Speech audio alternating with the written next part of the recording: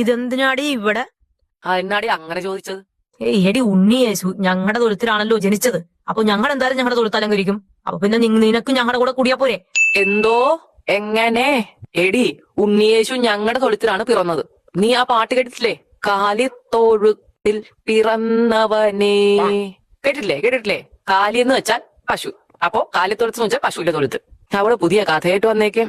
അവളുടെ തൊഴുത്താണ് പോലും. ഒന്ന് പോടി എന്ന്. ബദ്രഹേമിൽ എവിടെയാടി പശു? ബദ്ലഹേമില് പശു ഉണ്ട്, മിൽമയും ഉണ്ട്. എനിക്ക് സംശയം ഉണ്ടാ? ഇടേ ഉണ്ണിയേശു ആട്ടിടയനായിരുന്നു, അല്ലാതെ പശുവിന്റെ ഇടയനല്ല.